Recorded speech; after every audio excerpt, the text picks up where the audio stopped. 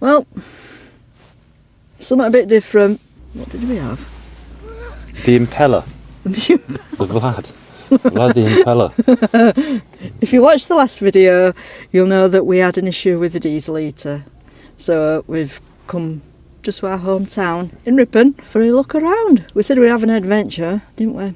We thought we'd explore a little bit, do a little bit of history and just talk about Ripon a little bit.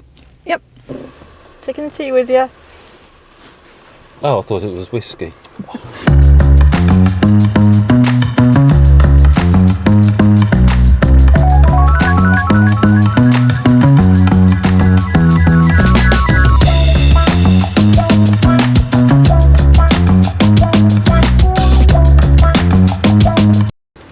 This is Ripon Workhouse Museum, and the origins of the workhouse date back to the Statute of Cambridge in 1388, in an attempt to address labour shortages after the Black Death in England by restricting the movement of labourers, which led to the state being responsible for the poor. Didn't they send women here if... Oh, if they fell pregnant? Yeah, and very often. Out of wedlock. Yes. Fish and chip shops are open. Oh, I'm hiding. Don't hide. What have I told you about? What are you doing? Will you stop it? We're filming us, not you. Sorry about that. Yeah, it's dangerous this filming lot because... You need to cross over because we're not on path. Well, that's the danger. We're going to get run over or trip over a curb and break a leg. We nearly fell over at Hadrian's Wall. I walked in a rock pool in Robin Hood's Bay. And it's all while filming.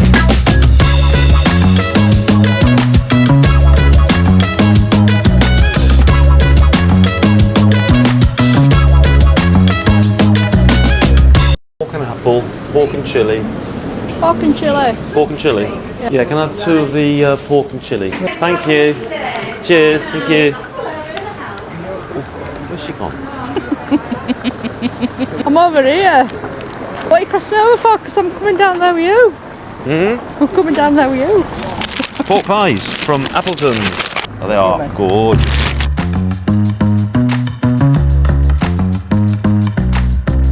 Each of the houses had to pay a tax on their door of 2 pence. Yorkshire folk realised that they could halve their tax bill by bricking up the front door and putting it down the side. Somewhat like the window tax. You see a lot of old houses, a lot of very old houses, with a lot of the windows bricked up because they wanted to save money and not pay the window tax. Hence the phrase, daylight robbery. So we're going to come here then. At 9 o'clock. For the Hornblower at 9 o'clock. We should ask permission to film. Yeah. And if he will let us, he or she will let us, yeah, then we'll do that. Come around here, read the plaque up there. Can't read it from there. Oh, I can. No, I can't. I don't know whether the sign's deteriorated or my eyesight's deteriorated. Probably eyesight. I'm sure I could read that at some time. There's a Specsavers over there. I should have gone. Actually, there is one in Barnard Castle, isn't there? Because everyone knows that. Over here, we have a look. Not 1, not 2, not 3, but 4 phone boxes. You'd think that they might have one with a defibrillator in or something like that. But moving to the right, we have the cabman's shelter.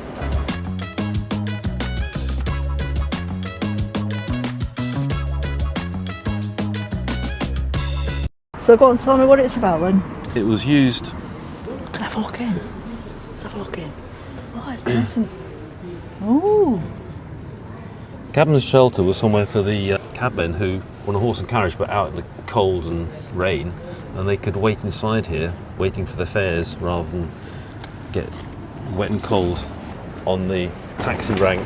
And there is a modern taxi rank just down here now. Yeah. I'll tell you what. Go on. I'll tell you what.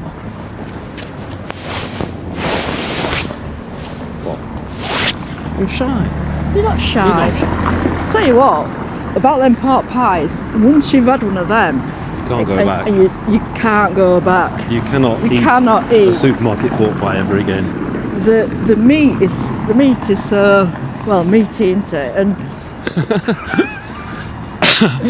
Well, the meat is so nice. Funny enough. And it's not full of squashed up rubbish Gristle. and gristle, is But it? even when you first bite into it and all you get is a mouthful of pastry, the pastry is to die for. It is just so nice. Even if they forgot to put the pork in the middle of the pork pie and all you had was like a pie crust. We have the town hall there, which is an old building, and in there is the Royal Charter from 1604. Royal Charter from 1604 is on the wall, which was it King Richard? No. King James? What went from? 1604. James the First. James the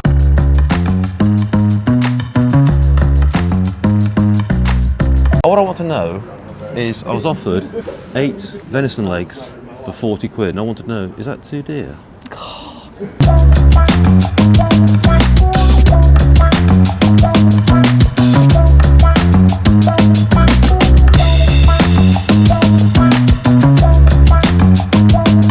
Tell us why Ripon is a city and not a town.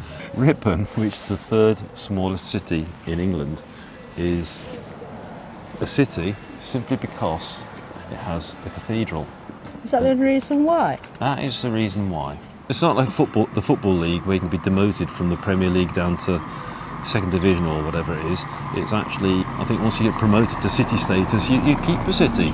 It's also the smallest city in Yorkshire. Okay.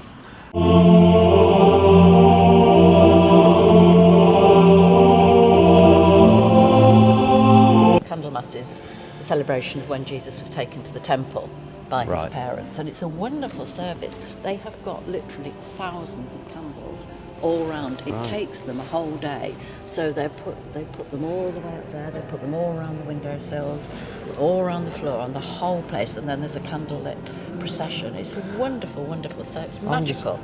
I'm getting visions of by the time they put the last one up, the first one's burnt out.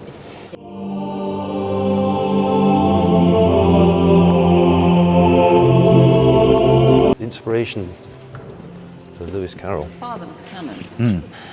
So the griffin chasing the rabbit, and the rabbit going down the rabbit hole. And where you've just been, down into the crypt, the white rabbits burrow down and down to the centre of the earth, down and round and down again. And the cupboards in the wall that she saw as she fell are those little cressets where the oil lamps were. And also, my sort of theory, Ripon's built on gypsum. That's so we right, do have gypsum folds. Yeah. Did that give him the idea of when she Possibly. fell down the hole? This is how Lewis Carroll, when he wrote them himself by hand and did his own illustrations before they became really well known, that's how he drew Alice when she ate the mushroom and she shrank. Now that is where he got the idea from. If you were drawing a shrinking person, you would shrink them in proportion, wouldn't you? But he got the idea from that. I can show you it. It's the bishop's seat. So that's where he got his idea from. This, for actually Alice. this. Yeah. Vivid imagination. And further along, there are some pigs playing bagpipes, and they come in one of his poems, The Hunting of the Snark.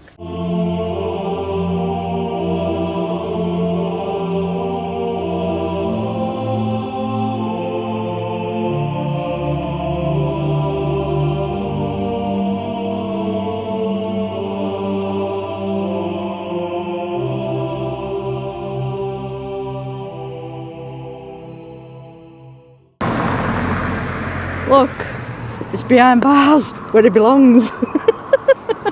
Come on. Right, so we're now walking at the side of. What are you doing? Hiding. Don't hide. Right, we're going to visit Where are we? fascinating gravestone now. And what is it? Tell me about this Well, fascinating. we will find it. How? Not We many will people find are it. interested in graveyards. We're a bit that way inclined, aren't we? Oh, here it is. Where? Well, it's a really interesting one, and don't bother to try and read it.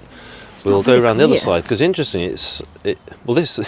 This gravestone is so interesting that if you come around the other side, it's so interesting that they've actually fortified it with a new stone and also with the right writing. Now I will read it to you because it's quite hard to read. Yeah, it is. Come on. Because for one thing, all the S's become F's. Yeah, that's Old English, isn't it? It is Old English. Here lies poor but honest Brian Tunstall. He was most expert angler until death, envious of his merit, threw out his line and hooked him in, and landed him here the 21st day of April 1790. I think that's brilliant. Who was he though? Oh, I don't know, he was an excellent fisherman though. I think that is marvellous. And like we say, we live stone's throw away from here, don't we? No, I couldn't throw a stone about a mile. Well, we would have been having an overnighter somewhere, wouldn't we? But because diesel heater's not working, I don't want to spend night freezing to death in a van. Only because you're a bit NESH. Only because you're a bit NESH. NESH? Yeah. What does that mean? Where does NESH come from? I don't know. Why should I be cold? Where are we going? We're going along to that house you wanted to view, which was from, was it Charles I stayed there? Maybe somebody's private house. I'm not sure about this content. Are you? It's not very van life. It's not very van life. Well, You need to get that diesel heater fixed. What? Here we are, in a graveyard. This is van life, in a graveyard. As you do. What are you doing? that's a camper van called Maisie. Oh. You need to give our van a name. Well, people do, don't they? What should I call it? I don't know. Or is I don't know a silly name for a van? Just call it what it's called. I've seen something fascinating over there. Pardon? What's fascinating? These steps. Come on, follow What am I me. looking at? What am I looking at? Something up here. I speak brownies. Oh. Not me. You Captain Spock? Mr. Spock? No, that was what you did at brownies. Or at that hand. That was your salute or whatever. Were you all Vulcans then? Huh? Were you all Vulcans? Well, that's that. Oh, right, okay. Now look. Look at this. It's not really fascinating to look at, but it's interesting, intriguing. Let's turn the camera around. Is it muddy? Bound to be if we're involved. Steps to where? Well, I'll tell you what happened. Tragedy, something's gone wrong. It's tragedy. These are old steps, aren't they? Now they are. Is it partly to do with the cathedral? Well, Can you see me? I can see you. The thing is, We like finding old stuff like this. We're fascinated by things that other people don't notice. Or maybe, what intrigues me is they must be very ancient because the wall looks hundreds of years old. You'd think there would be some breaks in the wall where, now, what? now. I'm just intrigued by, am I mistaken? I can see a doorway just there. Stand back. Can you see the doorway? The outline of a doorway? Well, it's difficult to tell. I was looking on the camera and it wasn't very easy to see, but you can actually see a line here, these bricks here, and then a line down there. And then, well, whether that was an infill there and it went higher up or whether that was the point, some could have been, it could be needed excavation because it could have gone lower. But that is definitely what would have been a doorway, which explains the steps.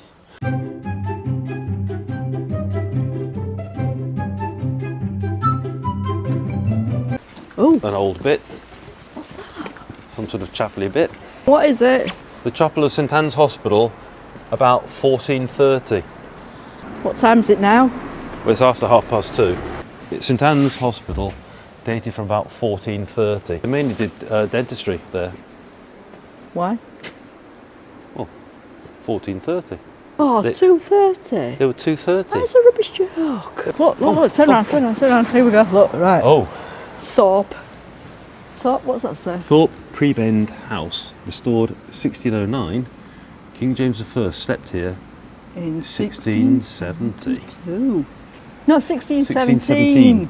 1617. Neither of us can read it. So this is the house where James I slept in 1617.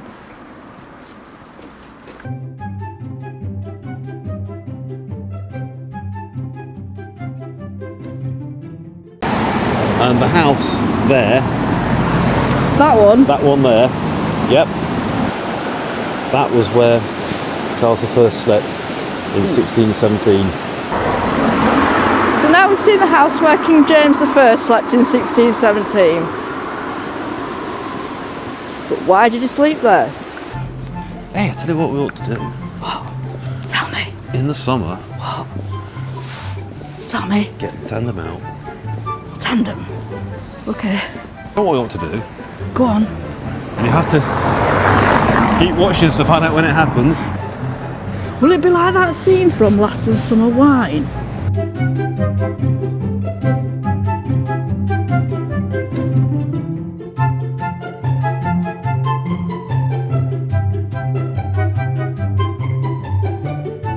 Oh look, it's going to Specsavers. So what's this then? This is the Wakeman's house.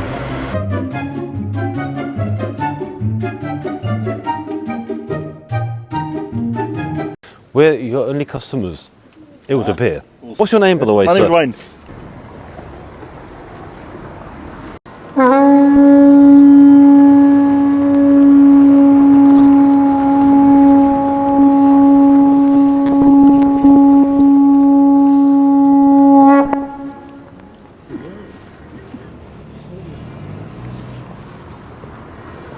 We'll let him do it there.